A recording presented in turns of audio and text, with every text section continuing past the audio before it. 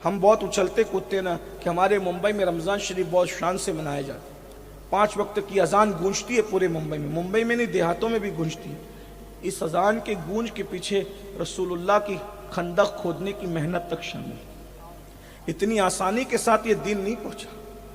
اس دین کے لیے اللہ کے رسول نے، میرے بھائی، اگر کوئی بندہ کونسلر بن جاتا ہے نا تو بھی وہ خندق نہیں کھودتا۔ 8 سال کوئی عالم کورس بھی کر لیتا ہے تو وہ خندق نہیں کھودتا۔ جس کے 4-6 مرید بھی ہو جاتے تو وہ خندق نہیں کھودتا۔ بلکہ لوگ تو حالت یہ ہے کہ 4-6 ماننے والے ہو جائیں تو اپنے جوتے اپنے ہاتھ سے اٹھا کے نہیں پہنتا۔ لیکن رسول اللہ کو اس دین سے محبت کتنی تھی کہ اللہ کے محبوب ہونے کے باوجود بھی میرے آقا نے اپنے ہاتھ سے خندق کھودی۔ اور خندق بھی کیا، جتنی خندق کی زمین کھودنے کے لیے صحابہ کو دی تھی اس سے زیادہ اللہ کے رسول نے ڈبل اپنے لیے رکھی تھی خندق کھودنے۔ یہ مسلمانوں کو احساس کرنا چاہیے۔ اگر مسلمان اپنے نبی کے بارے میں جان لیں، کبھی زنا کے اڈے پہ نہ جائے۔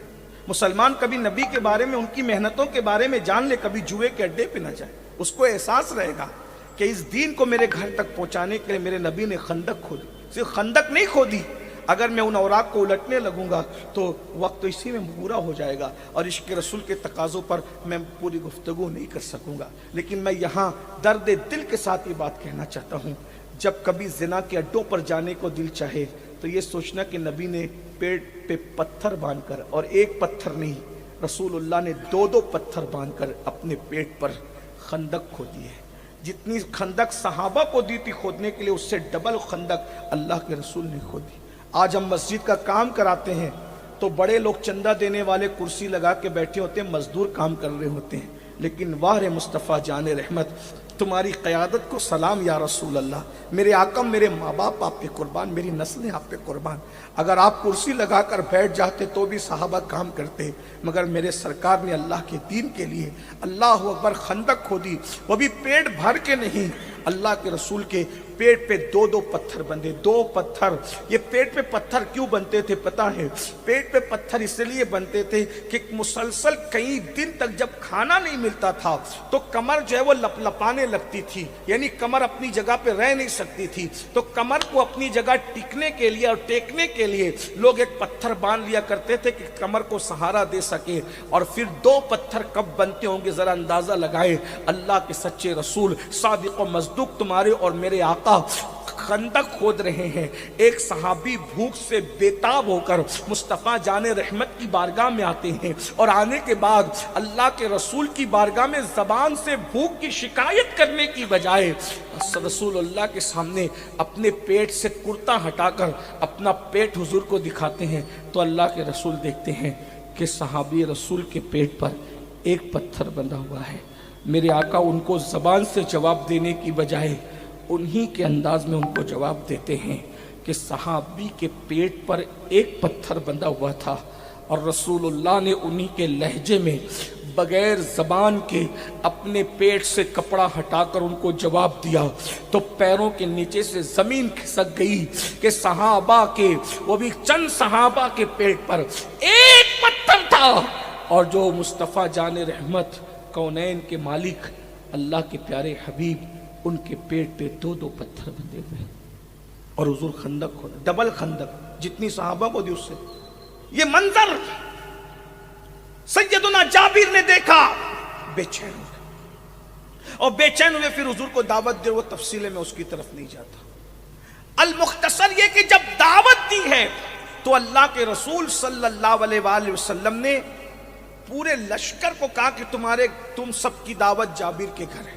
حالانکہ حضرت جابر کی بیوی نے کہا تھا کہ حضور کو اکیلے کو دعوت دینا، کیونکہ ہمارے یہاں آدھا سیر جو ہے اور ہم ایک بکری کا بچہ ذبح کر رہے ہیں، اس لیے ہم ہر کسی کو نہیں کھلا سکیں گے، حضور کو دعوت دینا۔ مگر جب میرے آقا کو دعوت ملی تو حضور نے پورے لشکر کو دعوت دی۔ حضرت جابر بیوی سے کہتے ہیں کہ غضب ہوا، کا کیا ہوا؟ حضور نے پورے لشکر کو دعوت دی ہے۔ کہ پورے لشکر کو میں نے تو تمہیں پہلے ہی کہا تھا نا، پہلے ہی کہا تھا کہ حضور کو اکیلے کو دعوت دینا، تم نے پورے لشکر کو بتا دیا۔ کہ میں نے نہیں، میں نے تو آقا کو اکیلے کو دعوت دیا۔ پھر फिर क्या हुआ, हुजूर ने पूरे लश्कर को दिया। उस खातून को कितना यकीन था अपने नबी पर, उन्होंने कहा अगर हुजूर ने दावत दी है अब हमें कोई फिक्र करने की जरूरत नहीं, नबी हमारे मेहमान हैं, नबी को खिलाना हमारा काम है, और लश्कर नबी का मेहमान है, लश्कर को खिलाना नबी का काम है। अंदाजा फरमाया। और उसके बाद अल्लाह के रसूल ने बस इतनी शर्त रखी, जब मैं घर आऊं उस वक्त तक के रोटी पकाना शुरू मत करना, और जब तक मैं घर ना आ जाऊं उस वक्त तक हांडी का ढक्कन मत हटाना, निकालना मत शुरू करना। अल्लाह के रसूल घर आए और अपना लुआब निकाला और रोटी में डाला और फरमाया पकाते जाओ और खिलाते जाओ, और अपना लुआब निकाला और हांडी में डाला, निकालते जाओ और खिलाते जाओ। लश्कर के लोग आते रहे, खाते रहे, हत्ता कि पूरा लश्कर खा गया, मदीने मुनव्वरा के लोग खा गए। जाबिर कहते हैं हांडी में अब अंदाजा नहीं होता जब पकाया था तब ज्यादा है या अब ज्यादा नजर आ रहा है।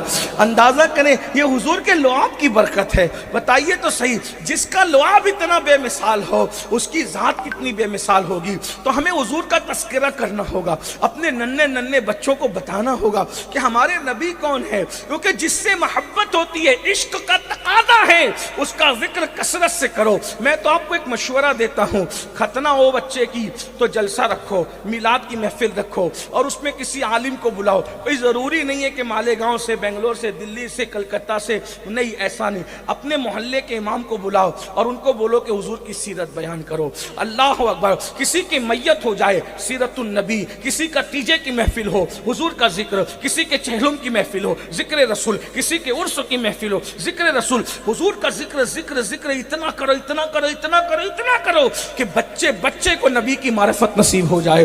अल्लाह अकबर। हम हुजूर का जिक्र, मैं तो कहता हूँ खाते हुजूर का है और गाते किस किस का, ये हाल है। हमसे बड़ा नमक हराम कौन होगा भाई, मुझे बताए तो सही। जुमले सख्त लगे तो माफ कीजिएगा, खाते नबी का है। नंगे धड़ंगे पीर जिनके कोई नाम भी नहीं है, उनकी करामतें गढ़ गढ़ के पेश करते हो, हुजूर का जिक्र तक नहीं करते हैं। जिसका कोई नाम नहीं उसको गैबी पीर नाम दिया जाता है। कि वली है, मैं इनकार नहीं करता, लेकिन गैबी पीर हैं, गैबन शाह हैं। गैबन शाह नाम उसी वक्त रखा जाता है जब नाम हिस्ट्री कुछ पता नहीं होती। तो जो गैबन शाह हैं उसकी भी हम करामतें गढ़ करके बयान करते हैं, लेकिन जिसके मोजज़ात इतने साबित है कि कुरान हदीस जिसके मोजज़ात के तराने पढ़ रहे हैं, हम उनका जिक्र अपनी महफिलों में नहीं करते। ज़रा गौर तो कीजिए ना। और आपको भी शर्म आनी चाहिए, हुजूर का खाते हो, आप भी तो हुजूर का खाते हो। अब बताइए, खतना के मौके पर डीजे लगा के नाचते और नचवाते हो, बताओ यही हुजूर की दीवानगी का हक है, यही इश्क़ मुस्तफ़ा का हक है? सिर्फ मस्जिद में मुसलमान बनोगे या घर पे मुसलमान भी बनोगे? सिर्फ मस्जिद में मैयत में मुसलमान बनोगे या शादियों में भी मुसलमान बनोगे? मेरे भाइयों, हम सिर्फ मस्जिद के मुसलमान नहीं है, हम मस्जिद में भी अल्लाह रसूल का जिक्र करेंगे, खतना के मौके पे भी अल्लाह रसूल का जिक्र करेंगे, तीजे 10वें 20वें के मौके पे भी अल्लाह रसूल का जिक्र करेंगे। अरे नहीं किसी से सीखते, कम से कम अपने इमाम अहमद रजा से सीख लो।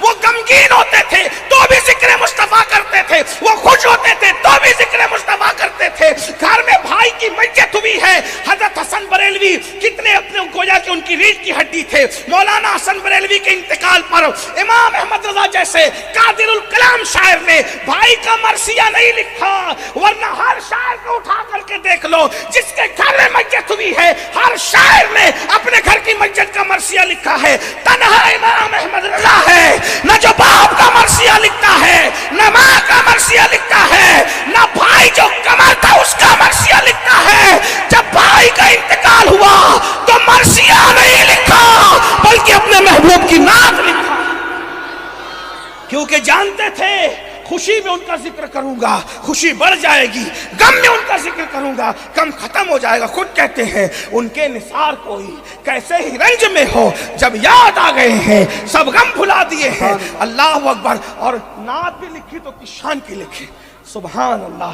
क्या लिखी? कहते हैं आंखें रो रो के सुझाने वाले, जाने वाले नहीं आने वाले। सुभान अल्लाह।